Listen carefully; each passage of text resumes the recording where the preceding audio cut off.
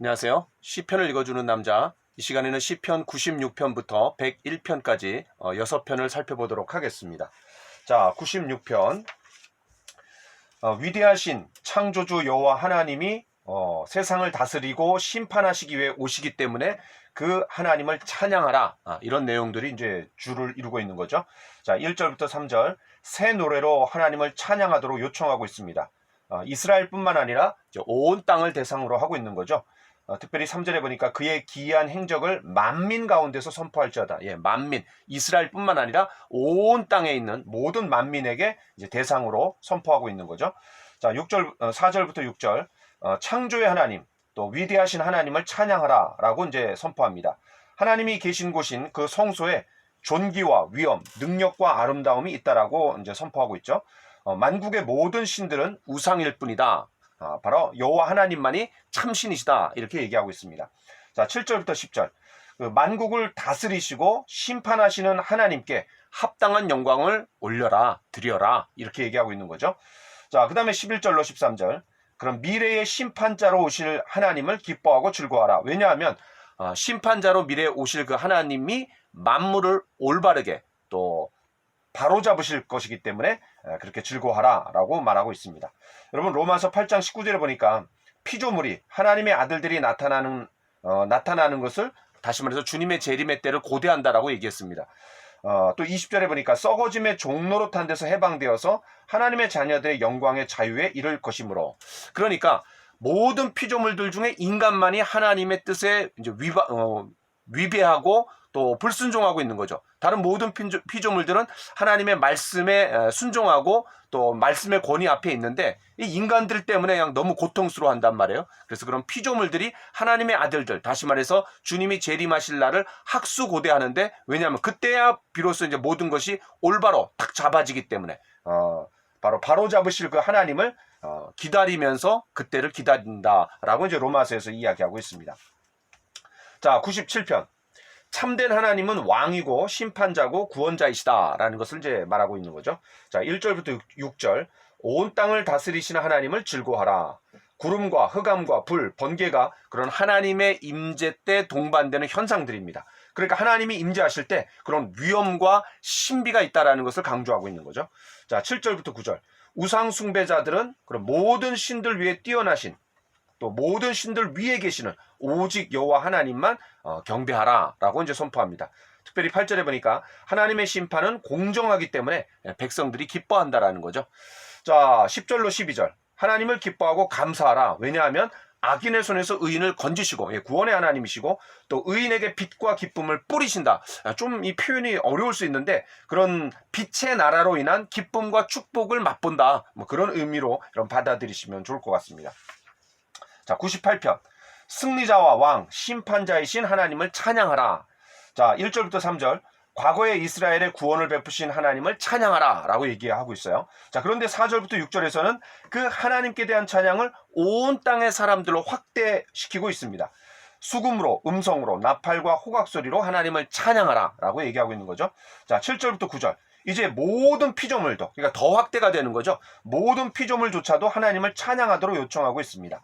바다와 거기 충만한 것과 큰 물과 산악까지도 심판자로 오시는 하나님이 의와 공평을 다시 세우실 것이다. 하나님 찬양하라 라고 얘기하고 있습니다. 자, 그 다음 이제 99편.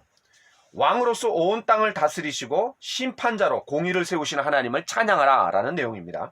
자, 1절부터 3절. 하나님께서 다스리시나니, 자, 이런 하나님께서 다스리신다 라는 표현들이 계속해서 나오고 있죠. 자, 93편에서도 나오고, 그 다음에 6편에서도 나오고 97편에서도 나오고 그 다음 99편에서도 나오고 있습니다. 자, 1절부터 3절. 하나님께서 다스리시나니 만민이 떨 것이요. 그러니까 하나님을 경외하는 마음으로 이제 떠는 거죠. 여호와께서 그룹 사이에 좌정하시니, 자, 이거는 이제 출애굽기 25장 22절 말씀을 떠올리는 것 같아요. 한번 제가 읽어보겠습니다. 거기서 내가 너와 만나고, 자, 여기서 거기는 어디죠? 바로 그 언약궤 위에 또 두 그룹이 날개를 펴갖고 그 가운데 이제 하나님이 계시겠다고 했어요. 거기서 내가 너와 만나고 속죄소, 죄를 속하는 장소죠. 언약궤 위에, 그 뚜껑 위입니다. 자, 곧 증거궤 위에 있는 두 그룹 사이에서 내가 이스라엘 자손을 위하여 내게 명령할 모든 일을 내게 이르라. 온 천지에 충만하신 하나님이 이스라엘이 거하는 그 성막, 거기에 이제 자기 자신을 제한하시고 가두시면서 이스라엘과 함께 만나시고, 언제나 거기에 오면은 이제 하나님께서 만나주시고 할 일들을 알려주시겠다라고 하시는 그 장소가 어디냐? 바로 지성소, 지극히 거룩한 장소, 그 다음에 언약궤 위에, 거기에 이제 뚜껑을 덮어두는데 그 뚜껑이 뭐냐? 속죄소, 죄를 속하는 장소, 또 시은좌, 은혜를 베푸는 장소. 근데 그 위에 그 맞물려 갖고 이 두 그룹이 날개를 쫙 펴갖고 있는데 그 사이에 이제 하나님이 계시는 거죠.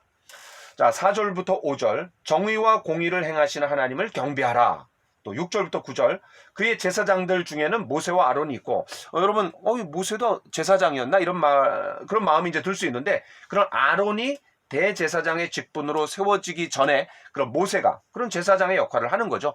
예배 제도를 세운다든지 또 정결 예식을 따라 제사를 드린다든지. 자, 아론이 있기 전에는 바로 모세가 그런 역할을 했던 거죠. 또 사무엘도 선지자와 제사장과 그런 왕의 역할을 했기 때문에 바로 이 사무엘도 이렇게 그 제사장들 중에 모세와 아론, 그다음에 사무엘까지도 이제 포함시키고 있는 겁니다. 자, 이 세 명이 간구할 때 하나님께서 이제 들으시는 거죠. 특별히 모세가 그런 사례를 한번 생각해 보면은 금송아지 사건 때 자신의 생명을 걸고 중보기도 하고 있습니다.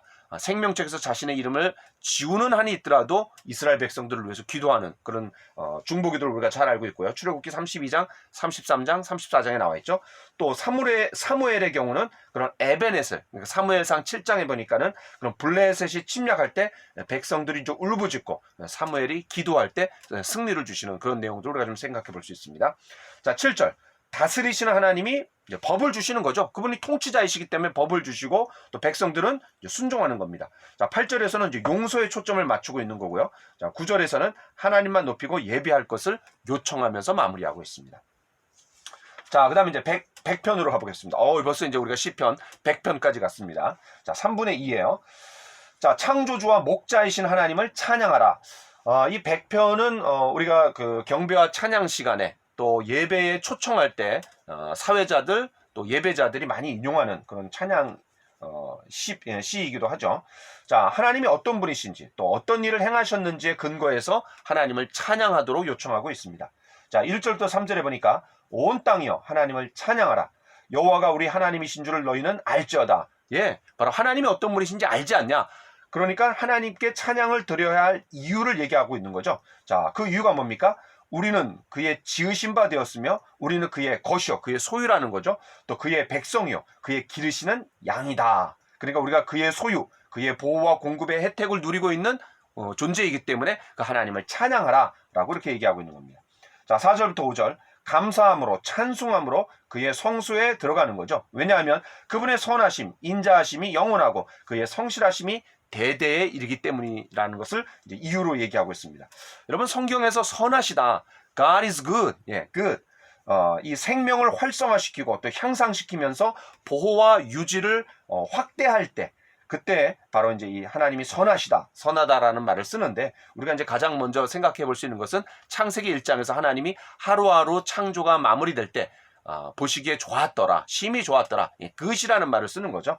자, 그래서 생명을 더 확장시키시고 또 향상시키실 때 또 그런 보호와 그런 유지시키실 때 선하다라는 말을 쓰고 있는데, 이제 여기서 그분의 선하심 때문에 우리가 감사함으로 또 찬송함으로 하나님의 성소에 들어간다라고 얘기하고 있는 거예요.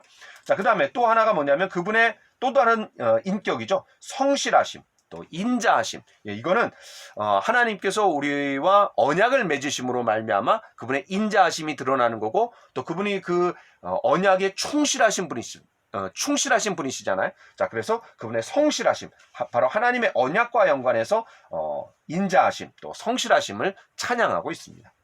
자, 마지막 101편을 살펴보도록 하겠습니다.